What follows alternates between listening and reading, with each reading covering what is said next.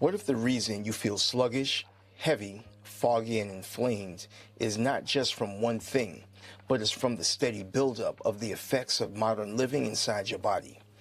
Detox is one of those words that's getting thrown around so much that people are either obsessed with it or they don't even take it seriously at all. But here's the reality of the situation. Your body is constantly dealing with accumulation of waste, and in modern life, that accumulation is coming from everywhere. I'm Dr. Bishara Wilson. I'm a doctor of Acupuncture and Chinese Medicine. I've been in private practice since 2003. And in this video, we're going to have a grounded, practical talk about some of the common things that build up in your body over time and why that even matters. This isn't going to be about fear or about hype or about pretending that one smoothie, one tea, or one cleanse is going to solve all of your problems. This is about understanding the burden that the body is carrying in modern civilization. Now, when most people hear the word detox, they think of a cleanse, or they think of fasting, or they think of juicing, or they may even think of the liver and kidneys. But detox is really about what the body is exposed to, what it has to process, and whether it's eliminating fast enough and well enough to keep up. That's the real conversation. When you look at modern life that we're exposed to, there's a long list of things that your body has to deal with every single day.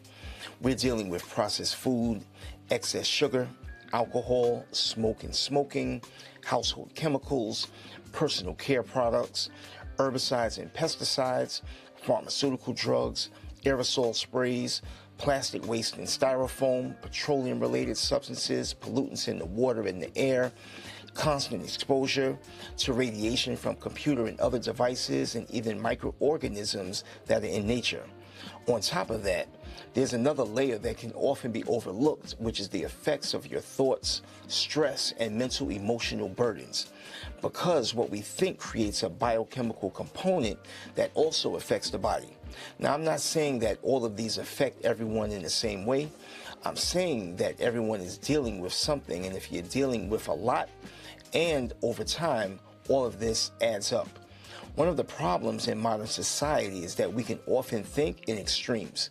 Either you're fully poisoned and toxic in your body, or you're fine and have a clean bill of health. Either you're doing a hardcore detox, or detox is something made up and doesn't mean anything. But clinically, what I see is accumulation. It's a gradual burden, a slow buildup, a body that's trying to compensate and is trying to process and adapt. And over time, this begins to show as signs of the body carrying too much of a burden. Some of that accumulation can get lodged in your fat tissues over time, and that's a way for the body to try to store things away by containing them, buffering them, and managing them so it doesn't contaminate the body as much.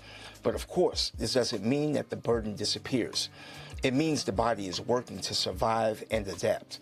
So times when you're feeling sluggish, inflamed, foggy-headed, heavy, congested, or just not yourself, this can be a cumulative effect of too much waste coming in the body and not enough going out. Now let's take a look at the idea of too much coming in and not enough going out. This can apply to food, to chemicals, to stress, to waste, inactivity. Another major issue is lack of exercise and sweating. If you're not moving much, there's decreased circulation. And if you're not sweating at all, that's not good. The body was designed to move, is designed to circulate fluids. The body was designed to eliminate. And yet many people today are sitting all day at desk jobs, eating processed foods, under chronic stress, using a lot of synthetic personal products, maybe drinking alcohol regularly, dehydrated, not sleeping well, and then wondering why you're feeling off.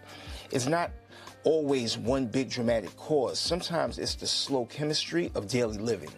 Another issue that needs to be talked about more is elimination. You can't really talk about detox without talking about bowel movements. If waste isn't leaving the body well, that also becomes a problem. Impacted fecal matter, sluggish digestion, incomplete elimination, constipation, diarrhea, all these things matter. If things are sitting in your body too long, there's a different kind of internal burden. So now you're looking at multiple levels of accumulation. What you eat, what you drink, what you breathe, what you absorb through the skin, what you carry in the mind, and what you fail to eliminate. Now, that's a lot. And again, I'm not saying this to make you scared. I say it because once you understand the issue, you can start making better decisions in a more realistic and sustainable way. This is where people need a more mature understanding of detox. Detox does not mean obsession. It does not mean random products. It doesn't mean extreme reactions.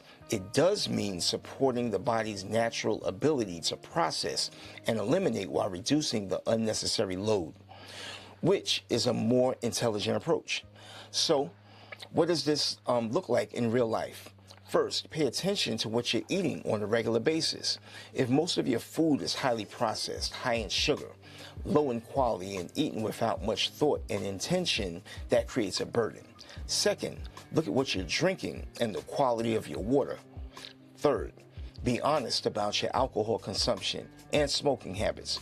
Fourth, pay attention to the products that you're putting in and on your body and using in your home. A lot of people will be very careful about one thing and careless about everything else. And you can also pay attention to your thoughts, because a toxic inner environment is still an environment. If the mind is constantly agitated, angry, negative, fearful, resentful, overstimulated, exhausted, that affects the body too. So detox in a deeper sense is not just physical, it's also behavioral, environmental, mental, lifestyle-based.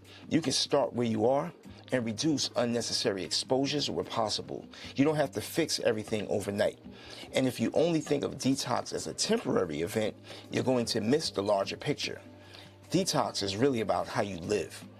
You want to focus on gradual lifestyle changes, not what is the most dramatic cleanse I can do this weekend. Now, the questions I propose to you are, what are you taking in every day? What are you holding on to? What are you feeling to clear? And what small changes can you make consistently that lower the burden on your system? How can I live in a way that gives my body a better chance to function well over time? Now, from a clinical standpoint, when people support the body in a more natural and consistent way, they'll often begin to feel the difference immediately, with long-term changes over time as they stay the course.